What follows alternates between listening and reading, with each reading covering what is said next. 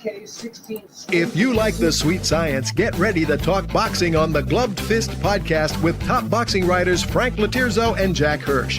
Frank, a former amateur boxer out of Philadelphia, writes for NY Fights and can be seen on the Boxing Channel. Jack, an amateur boxer who competed in the New York Golden Gloves, was a 6-term president of the Boxing Writers Association. And now, here's Frank Lotierzo and Jack Hirsch.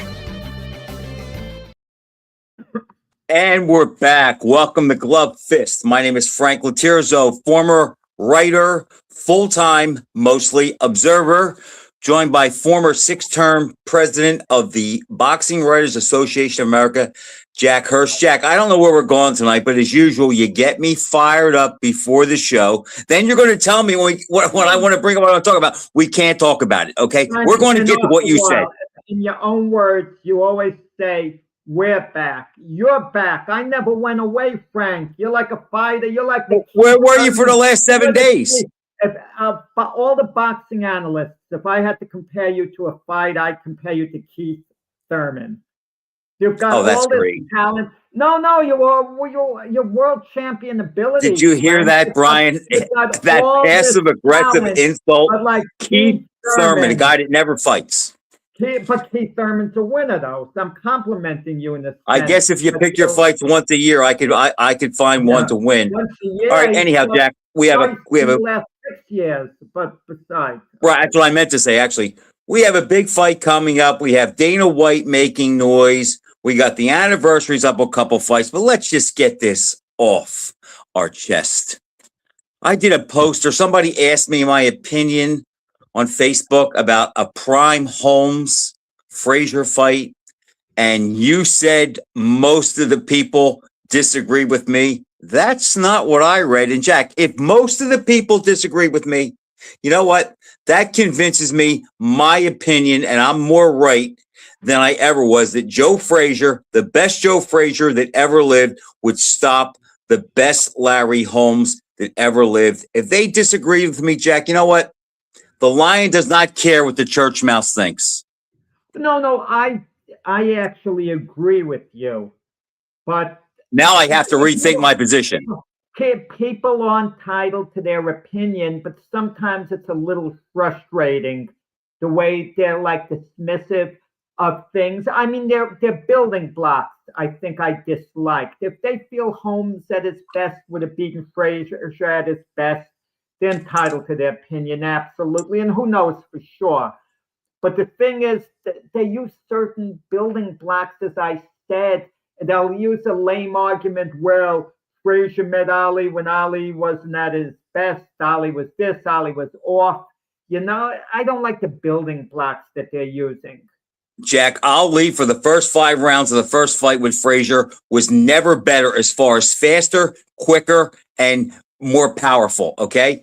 And the thing that cracks me up is these guys love Ali, okay? They love Ali, but do they realize when they say Holmes beats Frazier easy, or that he handles him, how much they're disparaging Ali for the fact that he couldn't do it? And what does Holmes do better than Ali? He doesn't take a punch better. He's not stronger. He's not faster. He's not as strong physically. He may have his jab's a little bit heavier, not as fast. It doesn't have the variant. And guess what, Jack? Everybody that fought Larry Holmes, that put pressure on him, gave him all kind of trouble, okay? I mean, everybody that was elite, Norton, Witherspoon, Weaver, they all gave him trouble, even Cooney, okay?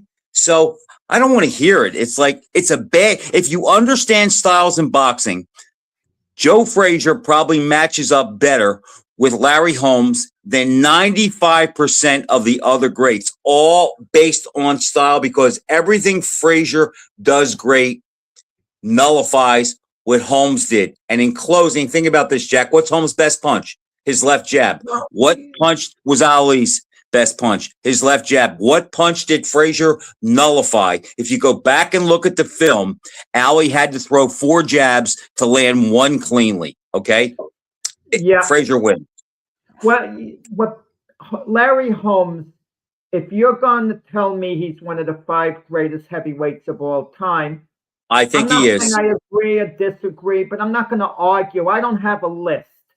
but off the top of my head, it would be Ali 1, Lewis 2, and then we can start placing, the names. Career-wise, I give it all up for Larry Holmes. He had a great, great career. But with that said, he was on the brink of defeat or was given extraordinary difficulty in a good number of his fights. Ronaldo Snipes knocked him down and hurt him very badly. Ernie Shavers knocked him down, hurt him very badly. Mike Weaver had Holmes, you could argue, on the, I don't want to say on the brink.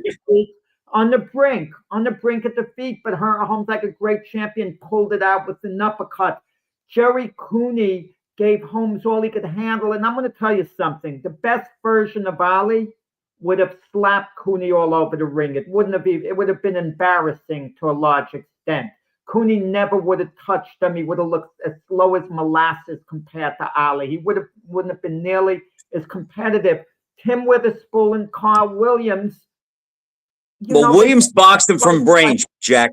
Witherspoon pressed him. Williams boxed him and fought mainly with a left jab, which bothered Holmes. But Larry, when you look at how well he fought it into an advanced stage and losses to Holyfield and Oliver McCall, and he beat Ray Mercer at an old age, Larry was a great, great fighter. Certain guys don't match up to others. I mean, you disagree with me. I think the nightmare matchup, the ultimate nightmare matchup for Holmes would have been against Tyson. The best version of Holmes, I'd give him virtually no chance against the best version of Tyson. Tyson would have obliterated him, I think, every time out. It's just a style thing. But listen to this. I think the best version of Holmes is in with a legitimate chance to upset the best version of Ali. I agree with that. Jack, I totally agree with that because think about if Ali and Holmes fought, okay, we know it's not going to be a stoppage. They both have a really good chin and they're not big punchers. To me, the deciding factor of that fight is who was the aggressor? Because if Holmes fights as the puncher, I think that favors Ali. If Ali fights as the puncher, which I don't think he would have tried to do, I think it favors Holmes. But let me get back to Frazier. Jack, what Frazier did, and this is what people can't grasp. He put pressure in and on. He applied pressure fast. He was a moving target. He made you punch down. Fighters hate to punch down, and he made you rush everything you did. Well, that is the foil, the medicine to defeat Larry Holmes, because like Ali, he wants space, range, distance, and he wants to pick when to engage. With Joe Frazier, Jack, you can't do that. You're always addressing what he did, and I just don't think he could hold Holmes off. Let me throw this one at you, Frank. You're thinking of 15 rounds. That was the championship distance when both Frazier and Holmes fought. What if I tell you they're at their peaks, but I'm making it a 10-rounder? Now that increases Holmes' chances maybe substantially. It's 15 minutes less. He has to survive. You're right. But but when we speak of guys like that, Jack, we're thinking about a title fight where they're at the top of their game. Okay. All I'm saying is this. Pressure, and you think Tyson, who puts pressure on him, you think he beats Holmes. I think Holmes matches up there with Tyson because I think he could get inside of Tyson's head if Tyson doesn't get him early, and I'm not sold that he does, where he could never get in Frazier's head. But Frazier makes you rush. Look what he did with Ali. He made three things. He made Ali do one of three things. Fight, which is what Frazier wanted. He wanted to mix up. Move, which took Ali's stamina, or hold and take a body beating. Okay. So it's like the pressure and the constant body punching. I just don't think Holmes could hold him off. I know it's easy to say, well, he's a great boxer. He has a great jab, but I think Holmes, his left jab would have been easier for Frazier to get under because it's more straight and direct, where Ali could actually change his jab even after he released it. So I think Ali's jab matches up better. But look, it's never going to happen. We both know they were great friends. They speak highly of each other. But I can tell you this. The night after Holmes and Shavers fought the second time, the Pope was in Philadelphia. and Joe Frazier had a car that was getting worked on, and the mechanic place was in the garage was in City Line Avenue, and someone asked me if I could give him a ride. Okay, now think about this: Frazier, Holmes and Shavers fight Friday night. Monday night, Joe Frazier are in my car. We're driving to the garage to pick up his car, and Jack, the city is mobbed because the Pope is in town. Okay, so Joe and I were in the car for a good hour, and he said, "Did you see that fight Friday night between Holmes and Shavers?" I said, "Yeah." He says, "What'd you think?" I said, Shavers can hit hard. Holmes a better fighter. He goes, "They didn't show me anything. I think Marvis could take both of them." Now, look, we know how Joe talks, but I just got the impression he was not impressed by either guy. And guys, we're going to talk about Frazier a little later because this is the anniversary of one of his big fights during his prime. Go ahead, Jack. From great fighters, we're taking some step down talking about this weekend's marquee match, I guess, Ryan Garcia and Mario Barrios. To me, I don't care what title they throw in front of it. It's not a world championship fight. It's for a belt, whatever, what the WBC, whatever belt, who cares? WBC welterweight, right. Yeah, I know welterweight, whatever. Who gives a darn? I mean, but Ryan Garcia's in the news. He is a name. Okay? He's a personality, Jack. Yes, he draws attention to himself. He's a personality. Jake Paul, even though he gets knocked out by Anthony Joshua, he's a personality. So for, he's in the news, and it's a good matchup, by the way, because we don't know what version of Ryan Garcia we're going to get. He was dreadful against Raul Romero in his last fight because he wasn't on anything, probably. That probably contributed to it. In the fight before against Devin Haney, he obviously got suspended for substance abuse. So we don't know what version we see of Ryan Garcia, but the Ryan Garcia, let's not forget, pretty talented. The one who knocked out Luke Campbell, and had some other wins. He is talented. He could punch hard. Mario Barrios is very ordinary. We hear how good Manny Pacquiao looked at age 46 fighting a draw with Barrios. That doesn't reflect well on Barrios. Jack, think about this. That fight actually, that should have been Barrios' fight, but I thought Pacquiao earned a draw in the last 2 rounds because he sucked it up, and I had him winning the last 2 rounds, which made it a draw on my card. But it's like Pacquiao's how old? 44, 45? Who are we talking? Manny, 46. Pacquiao. 46. 46, and Barrios is 30, okay? So both of these guys are coming in kind of on a downward spiral. One drew, one lost, but I think in this situation, Jack, I think that Garcia is filling out, and I just think that this is going to be his fight where, like, not to the degree where I thought that Shakur would bring his A game, but this is a name fight, and Garcia, Jack, to keep the con going that he's a big star and he's a really good fighter, he has to win this fight, and he has to look impressive. And I think Barrios is the right guy who does nothing great. He's pretty good at everything, but he's not much of a puncher. I think this is a fight for Garcia to shine. Frank, I'm getting used to the sport changing, and I'm kind of changing with it, even though I don't approve of the things.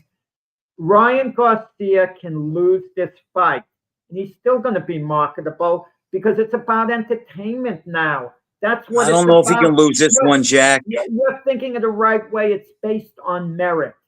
Garcia could come back. They could give him a couple of very easy fights if he loses, and he'll be back in the picture. Jack, I think he has to put up or shut up this time. The win over Haney was controversial. The only other fight he's really known for is Tank kicking his butt.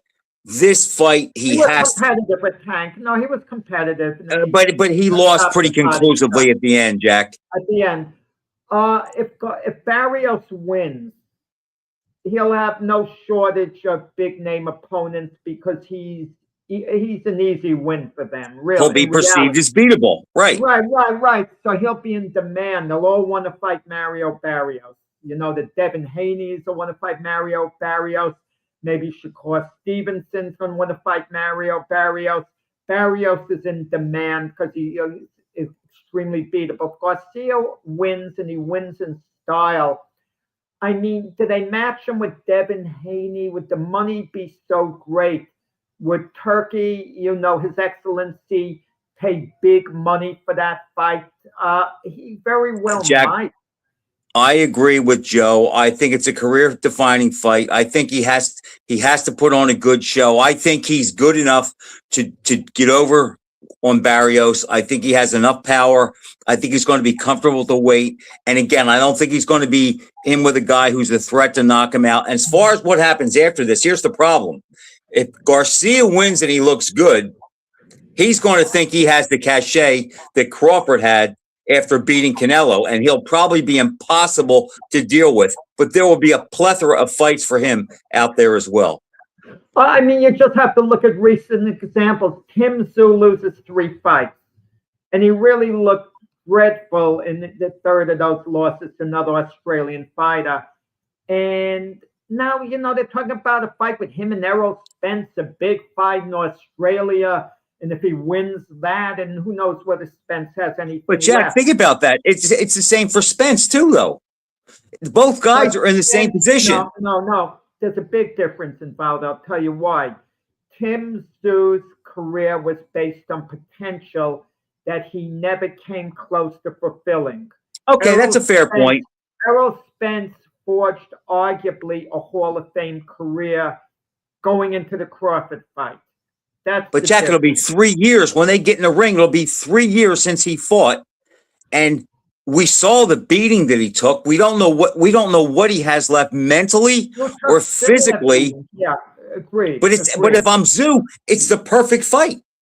If you're Tim Tszyu, this is the only fight they could give Tim Tszyu that they could sell the public on, because of Spence being perceived as damaged goods. Tszyu isn't probably as much of an underdog in your mind's eye as much. No. It's a fight that either guy could win, because we don't know what Spence has left. Maybe Tszyu knocks him out in a few rounds, and maybe Spence controls the fight. But the problem is, Jack, whoever wins, they're not going to get credit. They will get credit in the sense there'll be big fights available for them. Well, they're back in the mix, but nobody will really respect it. Spence wins and Keith Thurman defeats Fondora, which I hope does not happen. Which is a possibility. You can make a Spence Thurman fight. They talked about it in the past. I mean, Spence could fight Fondora himself. I mean, there's always fights out there, and the fighters who really earned an opportunity, they sometimes don't get it. Raleigh Romero decisively beat Ryan Garcia. How come he can't get a fight and Garcia's the one getting rewarded? I'll tell you, the one thing I like about Dana White, and I don't like Dana White, but recently he came up with this plan to change boxing. He's getting rid of all these divisions. It's going back to the way it used to be, the traditional weight. The original 8. And he's just going to add in cruiserweight in there, smartly, up to 200 pounds, because things have changed. Fighters are bigger today. But in the super boxing, I mean, he's starting off slowly, but at least the championships are going to have merit. I'm sick of these guys calling themselves 5-time champions. They're getting these junior titles. It's not real world title bouts. I mean, the fighters themselves, they're in la-la land. But Jack, that's been going on since the 80s, really. That's when the titles became split.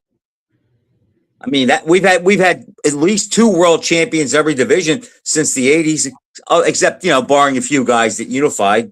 But it's been that way. It's so bad now, because I forget the math, but there could be 160 world champions, I think, if you count all the weight classes and all the belts and fringe belts.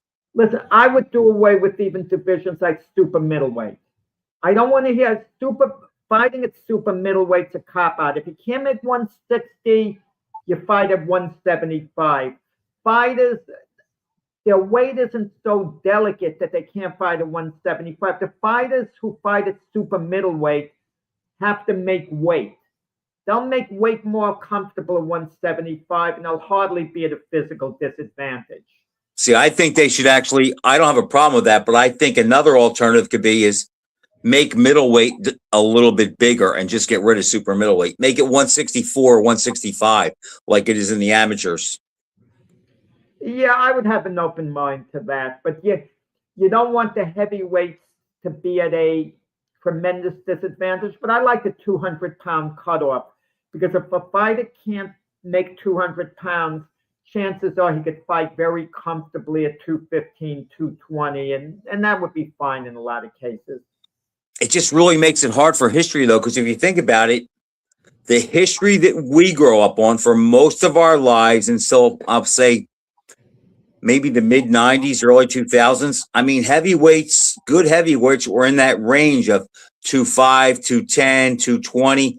And now that's not the case so much. But that's what I like about Usyk, the fact that he's 225 and he's fighting guys that are 250 and 260, and he's beating them. Why? Because he can fight and because he can box. And I've said all along, if you can fight, you can be 225, and that's plenty big enough to beat a guy 270. And we've seen him do it. Yeah, it depends who, but Tyson Fury, he's fighting, how do you say his name, Kayabo? Yeah. You're so much better at than I am, Jack. Yeah, in his next fight. And Tyson Fury's a personality, but that's what it seems the sport is. They keep throwing these guys at us who they're good fighters, but they're actors. Like Tyson Fury, he puts on a show. His act is so thin and so tired. His sell-by date is gone. The guy's been washed up since the third Wilder fight, and he picked a guy who is big, slow, and can't punch. Now, if I had to go to a factory and say I need Tyson Fury to get a win, what's going to be in the chemistry? I want a guy that's big, who's a big target, who can't move so he can find him, and who can't punch so he can't hurt him. This is the perfect fight for Tyson Fury to get a W and to get some and start selling wolf tickets again, because he'll probably look decent in it. Decent. Yeah, against the limited opponent. Against Anthony Joshua. Joshua's past his peak. Fury's past his peak. It's a major fight in the UK. Certain of these fights should have taken place years and years ago. Like Fury Joshua, there were certain openings for it to take place. And 6 years ago it would have been huge. Right. And now the two of them are fighting, I'm not saying they're still not good to an extent. You're making it out like Fury has nothing left. I disagree. I think Fury is a solid fighter. He's still a good fighter, but no more than a maybe pretty good fighter. He used to be a great fighter at his best. He had all these skills. Jack, it's not that I'm making him out to be his nothing. I just think he's at the point now that he could lose to anyone decent on a given night, which was not the case years back. But he's older now. He has abused his body, and it's just gone. It's just gone. He would have no chance to beat Usyk. We saw that. He had 2 shots. He couldn't do it. I would not pick him to beat Atama. I would not pick him to beat Cabell. Who else is out there? I'm not even sure. I would pick Wardley to beat him, too. So there's 4 guys right off the top of the head. How good is Wardley? We don't really know. He stopped Joseph Park at the end of their fight. He beat a quality guy in Joseph Park. Is Wardley better than Ngannou, Jack? Better than who? Ngannou. Oh, Ngannou, I mean, it didn't. You can't rate Ngannou. He said, okay, but he won 10 rounds with Fury and was with 1 point of beating him. Yeah, when you think of Fury, he nearly gets beat by Ngannou. And that's the ultimate disgrace, the ultimate humiliation. But think of his other fights where he came close to defeat. He fights Otto Wallen. He got cut bad. They could have stopped that fight. and Wallen was very competitive, and he was punching Fury all over the ring in the last round. If you anyone who I doesn't remember. believe me, just go back to the tape. I Against remember watching the Wilder, fight down the shore.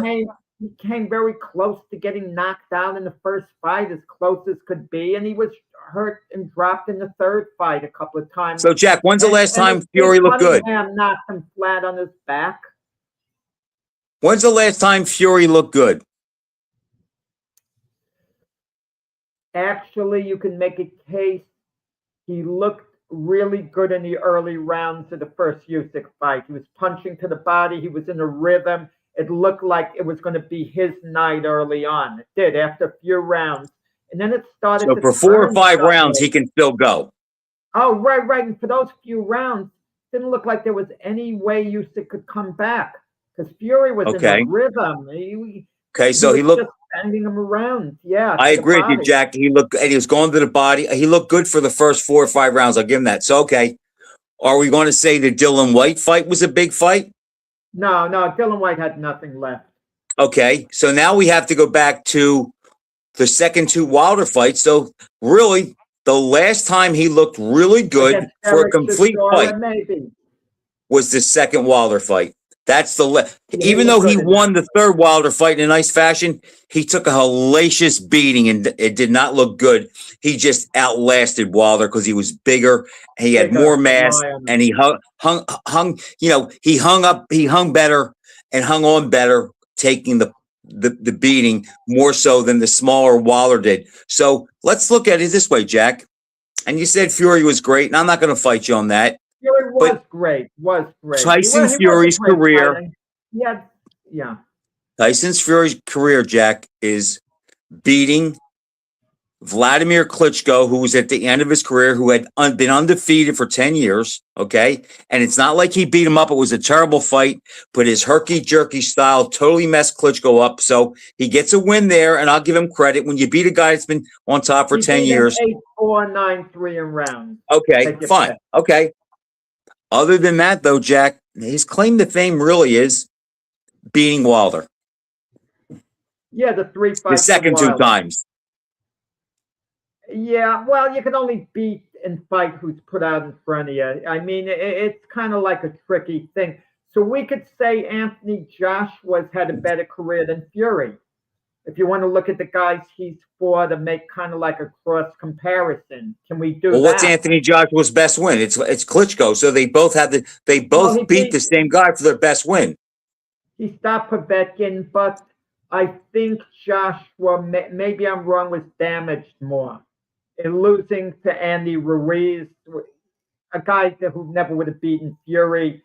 Yeah, he lost to Daniel Dubois late on. So I think that kind of factors into it a bit. Joshua has defeated more quality guys, not so much great, but more quality guys than Fury. But he suffered more. He suffered more dominating losses against Ruiz and against Dubois. Sunday night, also the Garcia fight with Barrios is Saturday night. Sunday night, there's a show promoted by Dimitri Salita, in Detroit. Salita promotes a lot there with his group. And Clarissa Shields is fighting Famichan Cruz. Okay, women's fight, good matchup. Even though I don't care for Clarissa Shields' personality, tremendous respect for the type of boxer she is. She's very fundamentally sound, tremendous talent. And she might very well be what she says she is, the greatest of all time amongst, the women boxers. I mean, there's no one really who's more talented than any woman I've ever seen box. If she had a little bit more punch, she'd really be a star. If she had a little more personality, she'd be a star. Well, she tried to have the personality. Well, she's been arrogant and abrasive a lot of the time. Well, and that just Mayweather did that, and it worked, Jack. It worked. Mayweather kind of had his gimmick going on, and he developed a following. You never know who could develop a following and how they develop. But he embraced being the bad guy, Jack. The same night on the undercard, Clarissa Shields is Bryce Taylor, the heavyweight who we had on this show a couple of months ago, or whenever. And Price, he's unbeaten in what, 11? He's not a 10, heavyweight, 11 Jack. fights. He's a junior welterweight. No, no. Bryce Taylor. You're thinking about Bryce Mills, Russell Peltz's Oh, guy. okay. Price. Okay. Taylor, the heavyweight Okay. who got into an argument with you, Lotierzo, and he indirectly told you didn't know what you were talking about. He didn't use those words, but you wanted to stress. You were trying gently to stress the importance of road work, and he was basically telling you he doesn't need road work. Well, let's see how far he goes. He's better off without road work. And he's saying, let's see how far he goes. So, so he's on the undercard there. And listen, if Price gets big, we could have him on an unlimited basis on this show. That's the good part. But I'm going to start working on getting guests next month, a profile to come on. And I forgot a certain point. You know who I was talking to? This point. The other day, Thomas Hauser. We were talking, and Tom is really themed about one thing in particular, the Hall of Fame ballot. And one of my favorite people, Kelly Swanson, is on the ballot. She didn't get inducted, but Tom's argument was, how could, she be on and not Al Heyman? How is Al Heyman? I mean, the people getting in the Hall of Fame, you're one of the categories. We saw it in football, and I didn't ask you your reaction about Bill Belichick not getting into the Hall of Fame in Canton. But how do you draw comparisons? Is it the same in boxing like football? Because Al Heyman, at one time, a number of years, no one had a bigger impact on the sport than Al Heyman. So it's a personality contest. No, category-wise. I know what you're saying. Other publicists, but if you don't like them, and that's the case, that was the case with Belichick too. No. But Al Heyman wasn't on the ballot. No one had a chance to vote him in. Kelly Swanson at least had a chance. She didn't get voted in, for whatever reason. But Al Heyman wasn't given the opportunity. Also, Thomas Maddie said Cedric Kushner. He should have been on the ballot. And I would think, yes, Cedric Kushner. In the 90s, he promoted a lot of big fights down the shore. Right. Cedric Kushner, to me, is not a slam dunk Hall of Famer. I think Al Heyman is with the impact that he had. And then Tom was telling me, too, he hates the way the ballot's set up because Jermaine Taylor and Kelly Pavlik and Jerry Cooney went on the ballot. Now, the Cooney part about it, Jerry Cooney is a sweetheart.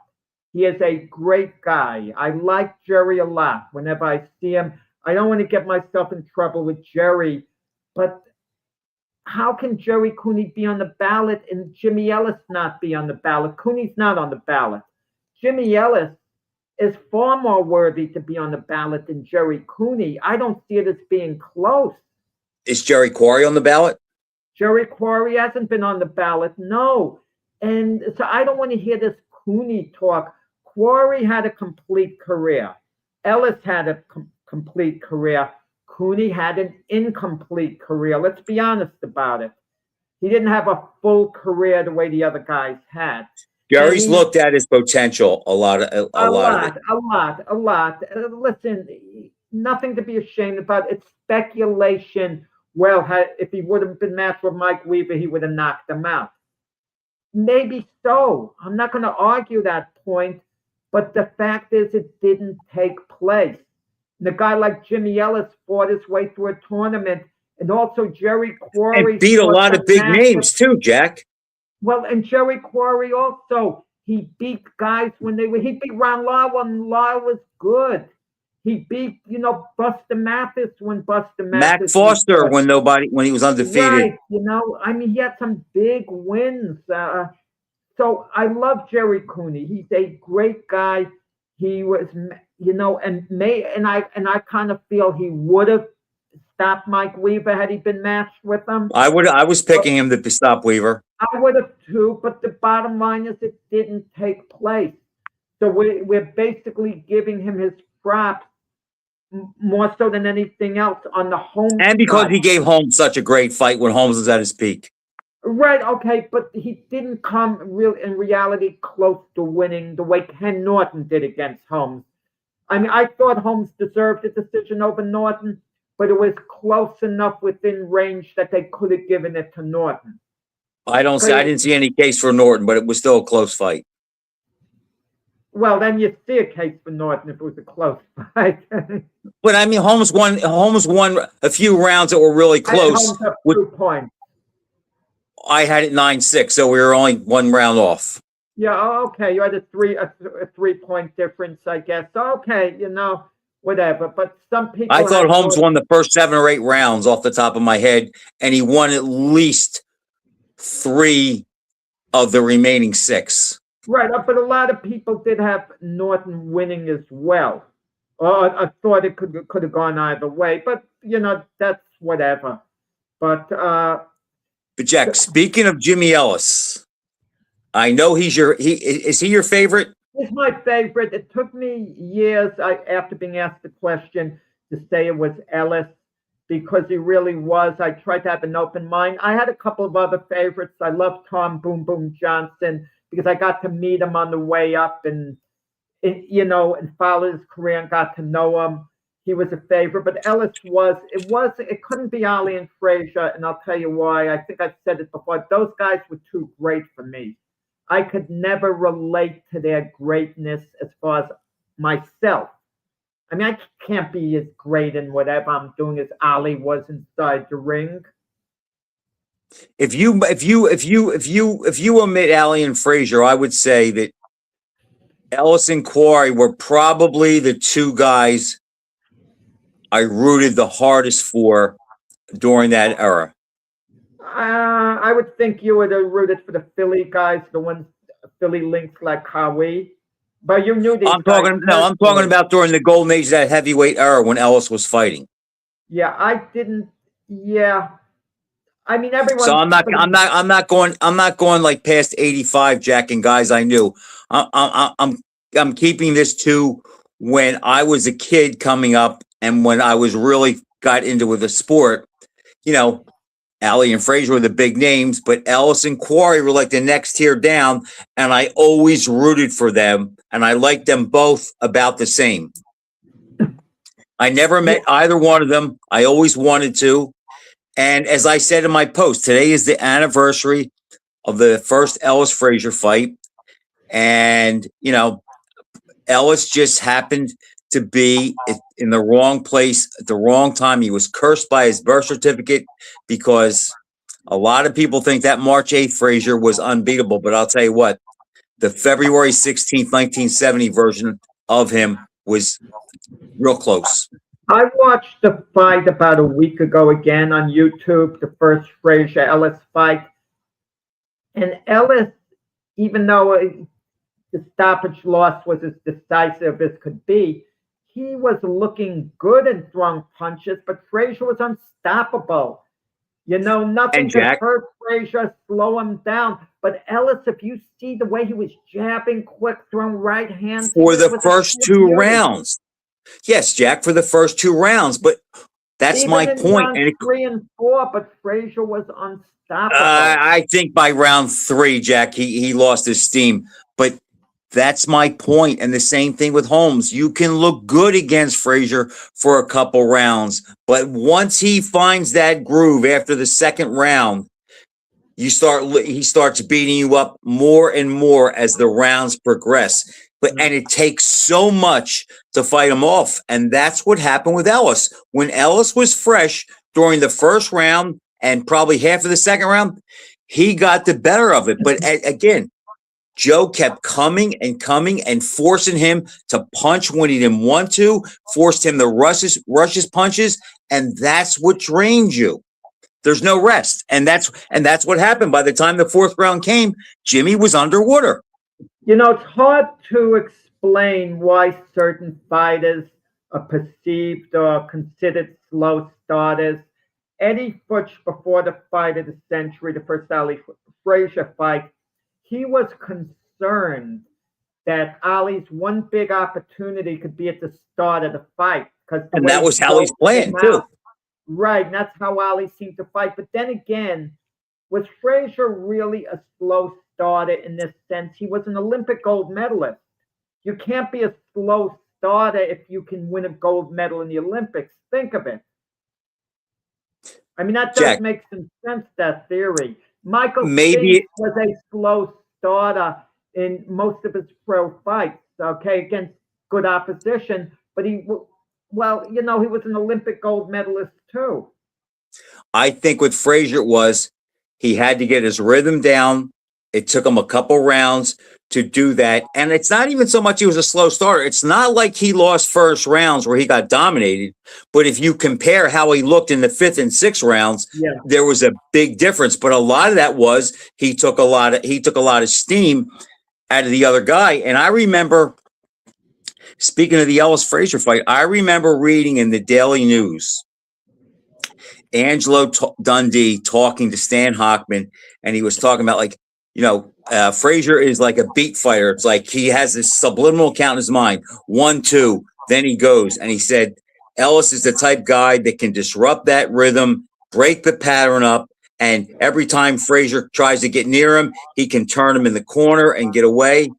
And I remember I was 11 years old, and I remember thinking, I don't think that's going to be so easy to apply. And if you remember, during the Frazier-Quarry fight, Dundee is commentating with Don Dunphy, and he said, or Cosell, and he said, let's have it, Angie. Is your guy going to fight Frazier? And he goes, yeah. He goes, Jimmy will be happy to beat Frazier. He goes, I can guarantee you one thing: he won't be on the ropes in the corner like Quarry is. And what happened when they fought? It was the same thing. Let me throw this at you, Frank. Okay, we never hear this talk. Let's say fights were 1 round, 3 minutes. We had like a mini tournament. Jerry Quarry, Joe Frazier. It's a 1 round fight. Is that meaning Joe has to pick the pace up? But you know how good Quarry could be for 1 round. Who do you pick to win a 1 round fight, 3 minutes? I don't think it'll last a round. The round, no one's going to stop. Well, Jack, we kind of saw that in their fight in '69. But Quarry would have fought different in a 1 round fight. He may have boxed a bit too, combination punching. I don't know, Jack. I think he would have gone right at him like he did and tried to get him out. Okay, so if it was a 1 round fight, would Frazier have tried to pick up the pace in the round he lost to Quarry, the first round of their fight, knowing the fight would end at the end of 3 minutes? I think he might have tried, Jack, but I don't know how much better he would have done because the way Quarry was going at him, Joe had a pretty good first round too. It's just Quarry had a really good first round. Okay, Ellis won the first round against Frazier in their first fight. He actually won the first 3 rounds of the rematch. People forget I remember that. He was in the best shape. But let's talk about the first fight. If it was a 1 round fight, does Joe nail Ellis, get him out of there? Does Ellis win the round like he did in the actual fight? I think it's plausible. Plausible, yes. Yes, because it's going to take Joe a couple minutes to track him down to nail him, and he could probably survive the round. Yes, I would think so. Ali beats Joe in a 1 round fight. And he won the first round of all 3 of their fights, yes. Yeah. So although in the first fight it was close, but Ali had the edge. And Joe maybe doesn't get knocked down with Foreman, perhaps if it's a 1 round fight, in peak form, but Foreman controls the round and gets. That's just so hard to give poor Joe a shot under any circumstance against Foreman. But keep this in mind: Joe didn't get knocked down till the 5th round of the rematch. Okay, with Foreman. So that's because he got tired, Jack, and couldn't move anymore. Yeah, but the first Frazier-Ellis fight, this is an anniversary date, February 16th, took place in 1970, 56 years ago. Who did you think was going to win going in? I picked Frazier. I mean, I thought he'd grind him into defeat about 10 rounds or so. That was my feeling. You saw my post, and I made a post. in sixth grade, Jack, I used to try to trick guys to come over to the house, and I'd get them down the basement, and I wouldn't let my friends leave until they boxed me. And I only had a couple friends that would come down, and I bet two of these guys because they were big boxing fans too. And I remember they said that they thought Ellis's sparring with Ali would prepare him for Frazier, so they thought that Ellis had a good chance to beat him. And I said, guys, I said, I'm not. First of all, Ali and Frazier fight nothing alike, and I'm not sure that Ali can beat Frazier, let alone Ellis. And we made small bets on the fight. And I remember the next day I came in real proud, and I was kind of rooting for Ellis, but I knew he wasn't going to win. Yeah, someone told me this once that stuck with me. We judge fighters too much based on their last fight, and we kind of get fooled a bit. Like even recently, Crawford didn't look good. You know, the fight before Canelo wasn't one of his better performances, but I still picked him to beat Canelo, but he didn't look good with Madrimov. So we wondered whether he was maybe declining or whatever. Yeah. Wait. I gotta let this person know not to call now. Doing my podcast. Yeah, okay. That was a boxing manager. By the way, that was a boxing manager. But I kind of figured that. Yeah. Jack. And Leonard against Kevin Howard, he looked dreadful. That's why people dismissed his chances against Hagler. Ali against Bonavina before he fought Frazier didn't look good. So yeah, the stoppage in the last round really bought him a lot of cachet back because he did not look good during that fight. And think about this, Jack. Think about how good did Ellis look against Bonavina? Think about that. Frazier fought Bonavina 25 rounds, couldn't put him down, and never really staggered him.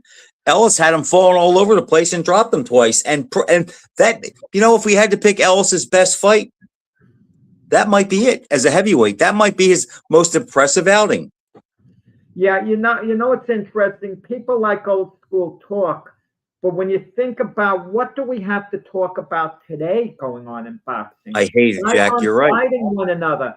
That's why we revert to these fighters of the past, where the fights were easy to be made. I mean, they all would fight one another. And like everything else, Jack, money ruins it all. Money ruins it all. Big money came into boxing at the top. It hurt it. Look what it's doing to the NFL. You have these players making $60 million a year. Like Dak Prescott cares. He hasn't won a Super Bowl. Frank, these belts, for example, give fighters an excuse not to fight one another. That's what it does. Because there's so many divisions packed closely, they can all avoid one another. And I'm not, Richard, I'm not in the cellar here. I just changed. No, he's talking about when I was boxing my buddies in the basement. Yes, we did. Good. Yes, Rich, I did we cleared it out. Our basement was paneled. There was a furniture set up in the middle, and I just got all the chairs and pushed them out, and I got the big red 16-ounce gloves on, and I wouldn't let them out, Jack. Hey, did you see that episode with the honeymooners when Cramden threw the one punch? Did you watch the honeymooners, Frank? Jack, I love the honeymooners. That was Harvey, and Norton said, and they had this setup fight, and he goes, "Look, I'll tell, get out of the way, Fatso." And the guy comes in, "Get out of the way, Fatso," and he knocks him out. Training methods. Ralph hit the bag one time, hurt his hand at the end. The speed bag, does that have any real effect? I mean, it's okay for conditioning of the arms. You're going like this, but I never saw the logic. Eye-hand coordination. What eye-hand coordination? It's all rhythm once you get it down. I mean, you just time it, Jack. I think it helps you keep your hands up, and it's more of a show thing. But as far as I know guys that look great on a speed bag that can't fight a lick or can't box a lick, but they look good hitting the speed bag because they have a picture of Ali in their basement and they have the speed bag under it, and they do that and they think they're him. No, I just did a story. Okay, it's going to be in Boxing News Monthly next month. They have a column called a retro piece, something that took place in the past. and I did a story, a retro article that's coming out on the Joe Louis story, the movie that was made in 1953. Cooley Wallace. Coley Wallace. And the Coley Wallace actually refereed one of my amateur fights. Nice man. Cool. But you watch a Joe Louis story, it had great fight footage, actual fight footage of a number of his fights, which was good. But you think about what Joe Louis means now to society, and especially, African American people, he's not as big as he was. And I was thinking the other day about Muhammad Ali. After we're long gone, his name's going to diminish. You're going to hear future generations are going to say, I wasn't really that. He was a great fighter, but he wasn't really that great. He's going to be looked upon maybe like Jack Johnson when we talk about the greatest of heavyweight of all time. Other names are going to surpass him in the minds of people. That's what. Jack, but don't you think that's going to happen with everybody? I mean, it hasn't happened Michael with Sugar Ray Jordan. Robinson. Hasn't happened with Sugar Ray Robinson, but you're correct. It could happen with Michael Jordan. Look, it's happened with Jim Brown. I mean, they don't automatically say Jim Brown, oh, he's the greatest running back of all time. You're going to look at guys like Barry Sanders, and you can make, some other running backs, perhaps. Well, Jim Brown and Robinson have some similarities to me, Jack, for the fact that Jim Brown had Larry Zonka power with not quite Tony Dorsett's speed, but he was the perfect blend of speed and power. I think that's why he stands out. And I think Sugar Ray Robinson's the same thing, Jack. Know how we look at these guys. I mean, some guys, their legacy is etched in stone. I understand that. But look at all the great quarterbacks before the Super Bowl era, like Otto Graham. His name doesn't come up amongst the greatest of all time. Johnny Unitas, that's a better one. The guy at the beginning of before the Super Bowl era, and he was there at the beginning of the Super Bowl era, and won 3 NFL championships. Okay? There was a time where Unitas was considered perhaps the greatest quarterback of all time. Now you ask the average knowledgeable football fan. He doesn't make the top 10. Quarterbacks of all time. They don't think of Johnny Unitas. He doesn't cross their mind. But if you go back, Aaron Rodgers, they might make the lower part of the top 10 list. But I wish you didn't say Dan Marino, Jack, because I've done a lot. I've done a forensic on his career lately. We'll talk about it another time. But if you go back and you look at Johnny Unitas, Jack, he was throwing 25 touchdowns a season when guys were throwing 13. Yeah. And that's and plus he called his own game. He had all the comebacks. It's like, yes, because we didn't see him. And when guys see the black and white film, they don't think all that much of him. Jack, I'll give you another one. And it goes back to the 70s, just like some of the fighters that people forget. Roger Staubach was a great quarterback nobody talks about. Same thing. It's like the further we get away from these guys, we lose it on them. But Robinson has endured the test of time. Why? Because we do see some film of him. We have his record, who he fought. And Jack, I'm sorry. When you see the clips of Robinson, I mean, I'm sorry. There's no other fighter that looks like him. Not even Roy Jones. Nobody put punches together like him. All the movies that have been made of fighters, it's hard to believe that's not one of Sugar Ray Robinson. That's a great movie there. The guy was so stylish. And you can end the movie like it was in Dave Anderson's book on him. He's in his little apartment, broke his wife's little apartment, all the money's gone, so on. But the guy was so stylish. But Jack, here's why, though. We've seen movies on Joe Louis, Ali, Jack John. Okay, but if you think about Robinson, there's no hook with Robinson, Jack, because all he was a stylish, great fighter. There was no race involved with him, no war, no religion. He didn't have Max Schmeling being boosted up by Hitler to beat up. He didn't have the Yeah, the same Cadillac, owning a Harlem, that stylish, too. man But about nothing town. culturally, Jack, that like what gets people talking. Cars don't get people, and I love cars, but they don't get people talking like race, Frank, you forgot. religion, and things like You that. forgot. You forgot. When you and I discussed who was the coolest fighter, not best, coolest in boxing Right. history, we came to It's the down to two conclusion for it was me. Sugar Ray Robinson. And then we talked about Smoking Joe and Jack Johnson as far as being cool, but it was Sugar Ray Robinson. But Jack, if you made a movie about Sugar Ray Robinson, the whole key would have to be about how great of a fighter he was. And I don't know if that would draw. He was in the service. I'm sure they. And he had some issues in the service. I know that, but it's not like if you make a movie about Jack Johnson, you have the race angle. If you make a movie about Joe Louis, you have the Hitler Germany angle. If you make a movie about Ali, you have Vietnam and religion and things like that angle. With Sugar Ray Robinson, Jack, it was, yeah, he was a cool dude with a lot of cool cars, a big entourage, and he probably did it better than anybody else. But is that enough of a hook? Oh, well, you could have put Ali in the movie in the sense that he wanted Sugar Ray to manage him, and Sugar Ray kind of brushed him off, and then they became friends later. When Ali upset Liston, Sugar Ray was at his side and supposedly gave him instructions. You fight Liston the way I fought Jake LaMotta. Speaking of that, St. Valentine's Day just took place. The most famous fight in boxing history was the St. 75 years. Day massacre. Yes, 75 years ago. Darn, can you believe that? Yeah. And Jack, for 8 rounds, that was a good fight. That was an even fight after 8 rounds.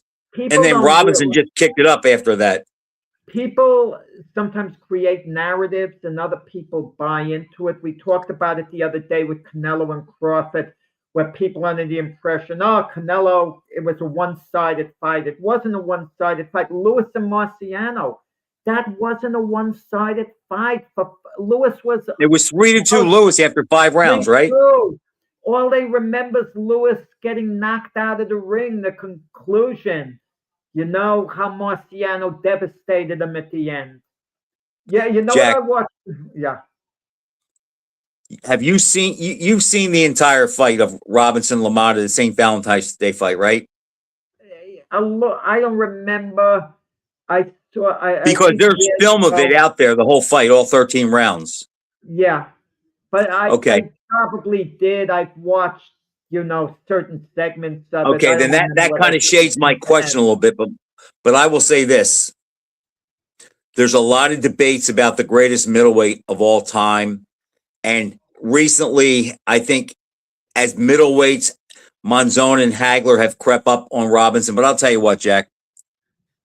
When I watched that fight with LaMotta on Valentine's Day, I'm sorry, with the exception of maybe Harry Greb, based on his record, I just don't see any way on God's green earth that Marvin Hagler or Carlos Monzon could have defeated that Robinson. I don't see it.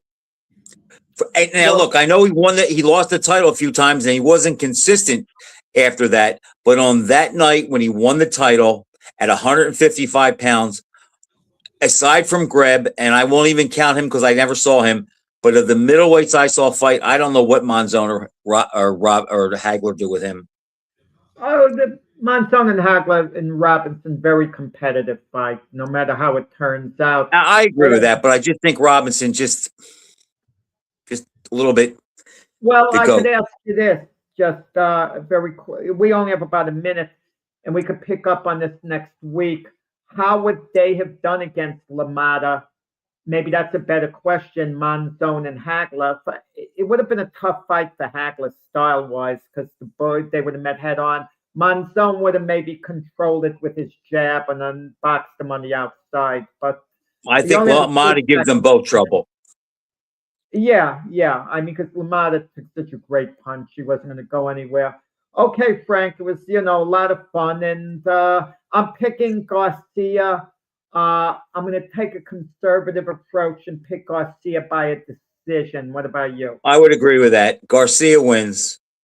Okay. And let's go Bryce Mills. I like that kid. I want to see him bring it home.